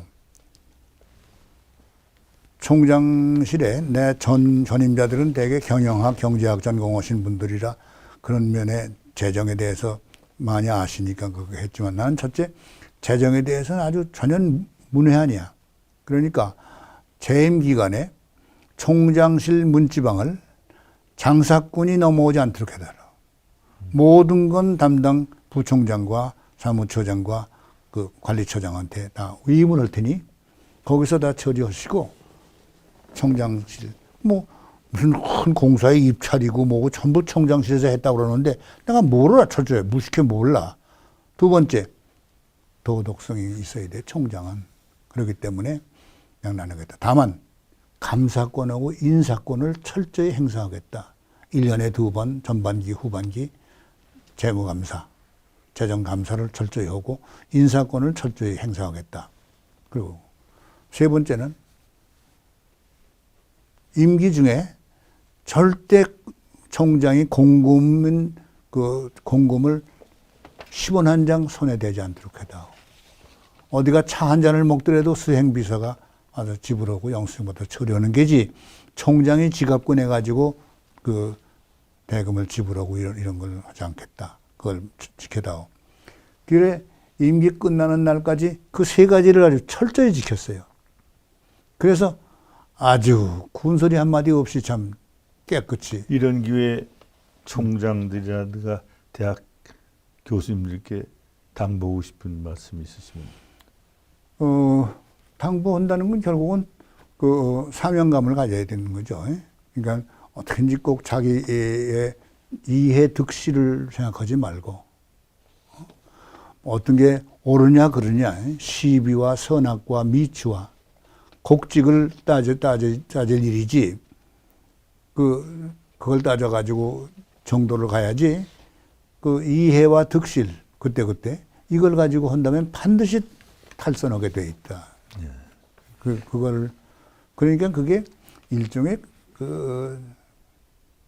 가풍인데, 이렇게 내가 오만할 정도로 저 자존심을 저겠다는 건 좀 남들이 손가락질하는 게 하나 있어요. 옛날에 우리가 대학원 학생이면서 동시에 중고등학교 선생할 적에 참 살기가 어려웠잖아요. 과외 수업이라는 걸 밖에서 해요, 선생들이. 네. 그러면 돈 많이 벌어요. 그 시대에 같이 선생 노릇하면서 과외 수업 한 번도 안 해본 사람은 나 하나뿐이래. 그러니까 과외를 전혀 안 하시고 부수입 없이 네. 선생만 하셨다 이런 말씀인가요? 근데 그 5.16 그 후에 네. 경제가 뭐 없이 어려워서 살기가 정말 생활이 어려웠어요. 너 나올 거 없이. 특히 내 경우에는 일찍 결혼을 해가지고 그때 이미 벌써 저희 애가 셋이고 그 후에 또 하나가 생겼는데 사남매를 키웠습니다만은 사남매 키워가는데 정말 경제적으로 생활이 어려웠어요. 그런데도 그걸 참아 못하겠더라고요. 자존심이라고 하는 것 때문에. 그러니까 좀 외람된 얘기겠지만 이런 거 아닌가 싶어요. 내가 사실은 지금도 우리 애들 키우고 가르치면서 그렇게 가르칩니다만은 우리는 대대로 그런 그 사대부 집안으로 내려오는 집안인데 그 우리 집에서는 상식이지만 밖에 나가면 지식이 되는 거다. 듣고 보는 게 전부가. 내가 어려서부터 그렇게 상머리에서 듣고 보고 한 것이 그때는 그냥 전부 흘려들었는데 철들면서 보니까 다른 사람하고 다른 게 있더라. 그게 뭔 거니? 집에서는 상식인데 밖에 나가보니까 이게 지식이 되더라. 그러니까 너희들도 그렇게 적어라. 그런 그 프라이드 때문에 그렇게 생활이 궁핍하면서도 과외에서 한번 안 해봤어요. 그렇군요. 누구나 인생이라는 것이 고비가 있고 네. 어려운 게 있고 그렇지 않습니까? 네. 그걸 다 잘 극복한 분들은 이제 우리가 소위 말하는 성공한 분이라고 말씀드릴 수가 있는데 어떤 삶의 좌절을 느끼셨을 때도 많이 있으시라고 보는데 어떻습니까? 많이 있었죠. 그 대학원 이제 석사학위 과정을 다 마치기 전에 이제 뭐 고등학교 선생을 했는데 모교인 양정 가서 선생을 하다가 5.16이 난 다음에 아주 혁명 실업자 제1호가 돼가지고 이제 쫓겨났어요. 어떻게 엉뚱하게 폭력 교사가 돼가지고선 뭐 역사적 증언이니까 내 얘기합니다만 그때 육군 준장이 서울시 교육감이에요. 박현식이라는 사람이. 네, 그랬죠. 그 모두 경찰서 서울 시내 경찰서 서장이 모두 헌병 대위원태가 모두 총경 이런 사람들이 다 굽신굽신거리고 모두 그 헌병이 육군 대위가 경찰서 서장이야 전부가 비상계엄하니까 거기서 그 광날 가서 술을 먹고 그 경찰관이 우리가 이제 동료관이 고마운데 좀 뭐라고 좀 우리 옆에 앉은 내 친구가 사학과 전공한 사람인데 뭐라고 그랬단 말이에요. 그랬더니 아이 근데 대학원 학생이지만 그때 율곡전설을 이렇게 들고 있었는데 앞에 놓고 그때는 합성이라고 있었잖아요. 9명인가 타는 거. 5.16 4.19 직훈제 한다고 말이야. 이렇게 그냥 모욕적인 얘기를 하잖아. 그 바람에 좀 취중에도 아니 아까 잠깐 말씀드린 적이 있는 것 같은데 우리 세대에 한 번 감격했다면 4.19 때 감격을 하면 감동을 한 거예요. 8.15 감동은 전 3천만 민족이 다 같이 참 감동을 한 거지만 그건 우리 아버지 세대, 형님 세대의 감동이었고 우리 너무 어려서 10살, 11살이니까 그걸 몰랐는데 철 들어가지고 참 정의가 이긴다. 이걸 느낀 것이 4.19인데 4.19 직훈제 한다 이게 대학생 놈들이 간땡이 벗다고 그 바람에 그만 욱해가지고선 젊은 나이에 그냥 그 합성 안에서 그냥 그 경찰관 사복 경찰관인데 그 놈을 저 팼단 말이야. 그래가지고 폭행죄가 가지고 뭐 하여간 그 성동 경찰서에 꾸려 들어가가지고 일주일 구류를 살았어요. 그래가지고 이제 학교에서 이제 나오니까 파면 조치해서 보고라고 서울시 교육감이 공문이 와 있어요. 그래서 이제 우리 내 모교의 양정이 모교 교장이 원사인데 어떻게 너한테 사표를 받느냐 한 달 전 날짜로 사표를 내라 파면시킬 수가 없으니 한 달 전 날짜로 사표를 쓰고 나와서 내가 자칭 5.16 혁명 실업자 제1호가 됐다고 그러고 이제 했는데 뭐 그 학교 이름은 되지 않겠어요. 뭐 여학교에 이제 한 서너 달 후에 또 취직이 됐어요. 근데 조지훈 선생님 연구실에 조교로 있으면서 그때 뭐 저 돈 없는 쪽이어들이지. 거기 가서 어머선이 왔다 갔다 할 텐데. 아유, 5.16 군사혁명 후에 그냥 뭐 국가고시가 이제 다시 부활이 돼가지고 그냥 고3 담임을 맡기는데 사람을 혹사해도 이만저만 혹사한 게 아니야. 그래 너무너무 지나치게 아침 새벽에 별 보고 나가가지고 과외비 한 푼도 안 받는 거야 학교 온다고. 새벽 가서 그러니까 그 뭐야 8시부터 시작인데 이건 7시부터 시작해가지고 저녁 6시까지 그냥 강의를 하는데 일주일에 제일 많이 할 때가 42시간씩 수업을 했어. 그렇게 아유 참 그래가지고 이제 감기가 들어가지고선 이제 폐렴이 돼서 그 입원을 했는데 세브란스에 그때 뭐 보험이 있어요 뭐가 있어요 아무것도 없을 때 아니에요. 그 15일 동안 입원을 했는데 회진 의사가 직업이 뭐냐고 그래서 그 고등학교 선생한다고 그러니까 아니 무식한 사람이면 무식해서 그렇대지만 폐가 이렇게 되도록 있었느냐고. 이렇게 되면 적어도 감기가 2달 내지 석 달 이상 지속된 거라는 거예요. 지금 그 마이싱이라고 하는 것이 나왔기 때문에 살지 얘네 같으면 당신 100% 죽는 거였다고. 그래가지고 그 테라마이신인가 무슨 마이신 때문에 항생제 그걸로 테라마이신 살아남았어요. 그래서 그래도 그 고3 저 대학 진학 시험 볼 사람 국가고시 볼 사람들인데 애들 불쌍해서 퇴원해가지고 그 다음날 15일 결근하고 16일째 나가서 강의를 했어요. 근데 지금 사람이 들으면 누구 고지 들지 않을 얘기지만 그날 월급에 반달치밖에 안 줘요. 아, 쉬었다고. 네. 네. 그런 시기에 참 얼마나 좌절감을 느끼겠어요. 기가 막혀가지고선 그 이제 그 얼마나 사표를 내던지고 저거 했더니 그 우리 은사 구자균 선생님이 너만 그렇게 억울한 거 아니야. 일제시대에 우리는 그보다 더 했어. 그러세요. 그 말씀이 뭔 거니? 경성제국대학을 나왔는데 같은 날 졸업한 철학과 나온 동기생이 일본 사람하고 자기하고 같이 대구사범에 취직이 됐는데 그때 박정희 대통령이 거기 대구사범 뭐 그 4학년인가 뭐 학생이었대. 그래 가는데 월급을 받았는데 첫달 그 사람하고 똑같이 학력도 똑같고 부임도 했는데 그 사람은 식민지 수당이라고 하는 게 있어서 월급이 거의 배고 반액이더라 이게. 그런 수모도 참았다. 지금은 그때보다는 낫다고 생각해라. 제발 내가 이제 고대에서 부를 때까지 꾹 참고 좀 있어. 그냥 그렇게 너는 그냥 뭐 꼭 저희 길들이지 않은 새바트 모양으로 그냥 막 그냥 좌충우돌 하는 게 그게 걱정이라고 그러시면서 그런 생각이 나요. 그런 좌절을 했을 적에 제일 그 도움을 주신 분들이 선생님이에요. 구자균 선생님하고 조지원 선생님, 또 온정 김춘동 선생님이라고 한문학 교수님.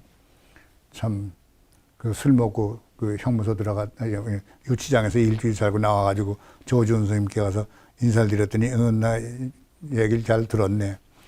이리 들어오라고. 그러시더니 안방으로 건너가시더니 또 술 한 병을 들고 들어오셔. 그러길래 아유 이거 다시 이제 수입이 되면 부자간에 의절한다고 아버지한테 지금 혼나고 나오는 길이라고. 아이고 오늘은 술 좀 안 하겠습니다. 그랬더니 이 사람아 밥 먹고 취했다고 밥 먹나?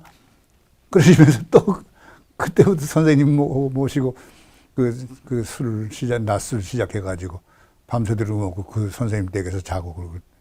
그때 선생님들은 그렇게 그 흐뭇하게 나를 사람 만들어준 거는 그 선생님들 모두. 주량이 꽤 있으신 분이에요.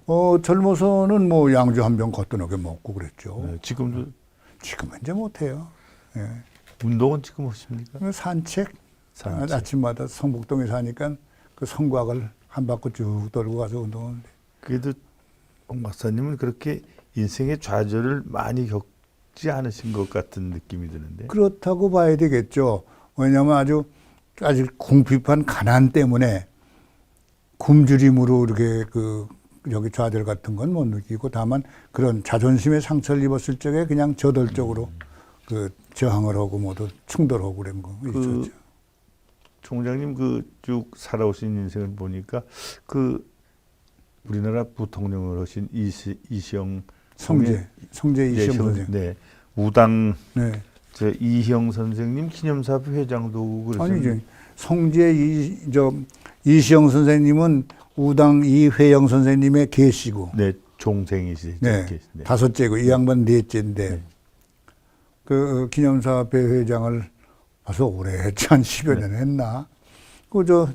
되게 다 정치인으로 다 알려져 있는 이종찬 네. 의원이 서울 사람들이에요. 그러니까 우리 그 서울 사대부가의 아주 전형적인 그 사람이 백사 이항복 선생 그 13대 손이고 또 그 우리 집안하고는 그런 세교도 있고 그래서 벌써부터 그걸 맡아달라고 그럴 적에 그 양반 정치원이니까 내가 정치하는 걸 맡기 어렵다. 남들이 볼 적에 내가 정치에 뭐 기웃거린다고 생각할 거니냐.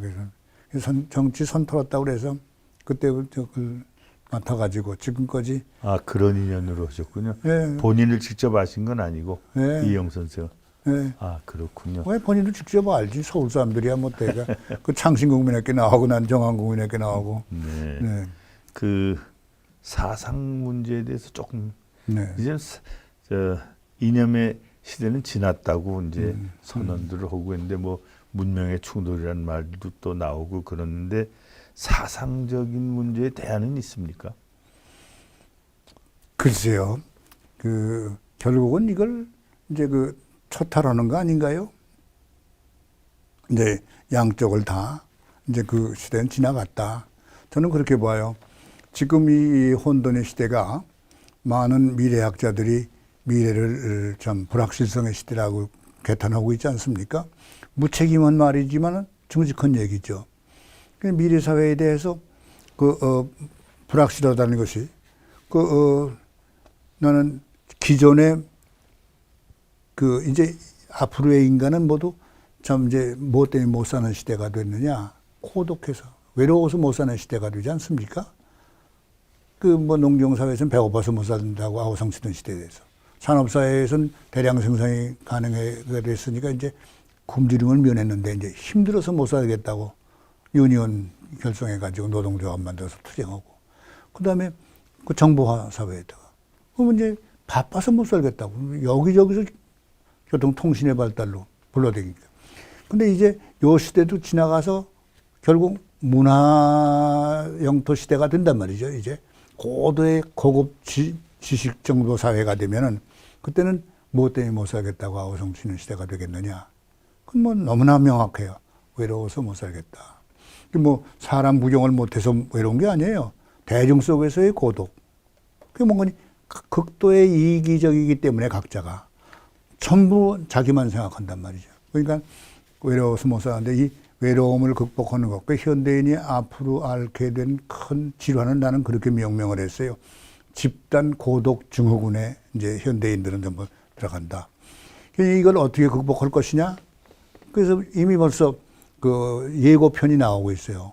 세계적으로 애완동물, 반려견이 그렇게 그냥 키우는 사람들이 그냥 폭발적으로 늘어간다는 것이 이젠 사람을 못 믿으니까 짐승하고 더불어 사는 거요. 이런 시대가 이제 오고 있다.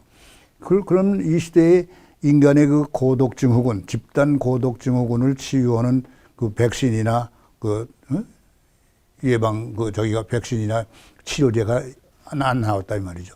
기성의 종교라든가 철학이라든가 사상, 이념 이거 유통기간이 끝난 식품같아서 이제 이것이 앞으로의 인류의 증세를 정신질환을 치료할 수가 없게 됐다. 이걸 치유할 수 있는 새로운 신약, 새로운 백신을 개발하는 집단이나 개인이 21세기 인류 문명의 리더가 될 것이다. 그런데 이제 4차 산업혁명이라고 그래가지고 이제는 기계가 인간을 지배하는 시대로 도래하는 것 같은데 어떡하죠? 그게 이제 바로 실존주의가 다시 이제 되는 거죠. 그게 기계의 노예가 된 거죠, 인간이. 결국 자업자득인데. 그래서 인성의 회복과 도덕성의 확립이 아주 철박하다, 이제. 이승만 대통령이 1950년대 한글 전용을 주장하시고 최연배 교수라든가 많은 분들이 그걸 했는데 어떤 의미에서 언어와 문학과 문화는 같이 가는 건데 언어는 우리가 한자적인 용어를 다 쓰지 않습니까? 글 쓴 것도 그런데도 거기 한자를 하지 말자 이런 데 대해서 어떻게 생각하세요? 다행히 네. 지난 이명박 정권 때 우리 저에게 그 국민 원로회의 위원회 위촉이 돼가지고 1년에 2번 청와대 또 2번은 삼청동 총리공관에 이제 조치가 돼가지고 원로회들 거기 들어가니까 내가 오히려 젊은 축에 속했어요. 지금도 생존해 계시지만 국가 안보 관계에는 백선엽 장군 또 그 경제 문제는 남도구 선생을 잡고 오셨습니다만 또 저기에는 정치적에는 이철승 의원 이런 분들이 그냥 지라성 같은 있는데 모두 20여 명 됐나? 그 이제 가서 난 처음에 회의에서 그 말석을 차지하고 있다가 아주 대놓고 이명박 대통령한테 뭐 평소 안 쳐지니까 내가 딱 한 가지 이번 정권에서 꼭 당부하고 싶은 게 있다. 한자 교육 부활을 시키라고. 이걸 역대 대통령 후보들을 찾아다니면서 내가 한자 교육 연합회에 내가 공동의장을 맡고 있으니까 내 그런 직함으로 얘기한다. 대통령 입후보하신 분들이 모두 공약으로 내세웠지만 당선된다면 전부가 오리발 내밀고 안 된다. 오늘날 세상이 이렇게 어지럽게 된 것도 상당한 이유는 한자, 한문교육 폐지원돼서 온 것 같다. 한자가 그냥 단순한 언어 문자가 아니라 이것이 가져오고 있는 인성의 개발이 함께 오는 거다. 우리가 사과를 먹으면 시원한 맛에 먹지만은 거기에 비타민C 무슨 이런 영양분은 따라서 오는 거 아니냐. 그러니까 우리가 한자를 배운다는 것은 표의 문자인데 표음 문자와 표의 문자가 합쳐서 쓰일 적에 이게 수레의 두 바퀴처럼 돼가지고 지금 아주 완벽하게 되는 거다. 지금 오늘날 이걸 한번 우리 생각하자. 쉽게. 한자 한문을 배운 세대와 한자 한문을 배우지 않은 세대의 그 이기심과 도덕성을 한번 비교해봐라. 아무래도 배운 세대가 훨씬 그 도덕성이 좀 있고 이기심이 공동체 의식이 좀 있다. 이거 안 배운 세대는 점점 더 아주 에고이스트가 돼가지고 이제 이렇게 됐다. 그걸 이제 얘기를 해가지고 만날 적마다 잔소리처럼 얘기를 했더니 딴 데서 만날 때 잘 되고 있죠. 아주 정말 애썼어요. 이명박 대통령 교육평가원에다가 특별 지시를 해가지고 초등학교에도 뭐 가르치고 네, 내년부터 이제 네. 초등학교에서 한자 병기해서 같이 가르치게 돼 있어요. 네. 그래서 이것이 시작이니까 이게 하려면 되면 이것 좀 일조를 하겠죠. 네. 인성회복에. 홍 박사님 아시다시피 한국이 지금 세계 5대 공업국가 중에 하나입니다. 그래요? 놀라운 일인데요. 네. 근데 뭐 50년 전만 해도 우리나라가 아프리카의 가나 정도의 수준의 나라인데 50년 만에 세계 5대 공업국가가 됐을 정도인데 왜 그런지 젊은 세대가 자긍심이 없습니다. 우리가 이렇게 발전했는데 그런 자부심이나 자긍심이 없는데 이거 어떡하죠? 그러니까 문화의식을 심어주지 아니하고 그냥 참 경제적으로 풍요로운 것만 그냥 저거 해서 이렇게 됐는데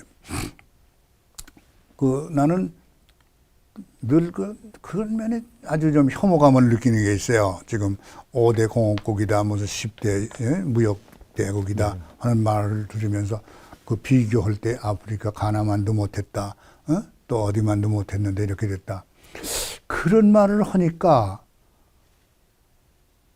외국 사람, 특히 서양 사람들이 볼 적에는 한국이라는 나라는 갑자기 돈을 번 나라지 그 문화나 역사적으로 볼 때는 아프리카 가나와 같다는 얘기 아니냐 이렇게 인식한다고요. 이게 아니고 반만 년의 어마어마한 그 역사와 문화를 지닌 나라인데 그동안에 식민지로 전락이 돼가지고 고생했다. 소득이 가나만 못했는지 모르지만은 문화의식이나 이런 거는 그게 아니다. 병인 양념입니까? 강화도 네, 당했을 적에. 병인 양념 때 프랑스 군 대위가 쓴 수기를 읽어본 적이 있어요. 거기 와가지고 아주 초토화를 만들었잖아요, 우리나라. 그렇죠. 예. 무슨 장군이 500여 명이 아주 옥세를 했는데. 그런데 그 장교가 쓴 수기 속에 이런 말이 나와요. 다 찌그러져가는 초가집 움막 같은 데를 가도 집집마다 책 몇 권씩은 다 있더라. 자존심이 상했다는 거예요. 그 시절의 서양은 책이라는 건 뭐 그냥 일반 서민들은 귀족이나 왕족들이나 적어오는 거지. 그렇게 못 사는 그런 오막살이에도 책 몇 권씩. 근데 대개 이제 동몽선습이나 명심보감이나 천자문 같은 건 되게 다 있단 말이죠. 그런 걸 보고서 비록 저희들이 이렇게 누비구조 뭐 쑥대밭을 만들었지만은 자존심이 상했다는 거예요. 그걸 보면 한국 사람들이 제발 좀 그 경제 성장을 자랑하기 위해서 가나에다 비교하고 뭐 어디다 비교하는 거 그것만은 좀 상대방을 역지사지해서 상당히 받아들일 적에 그럼 이 나라는 역사도 문화도 없고 야만 같은 나라가 하루아침에 돈 벌었다는 얘기밖에 더 됩니까? 그럼 점점 우리 불쌍놈 되는 거죠.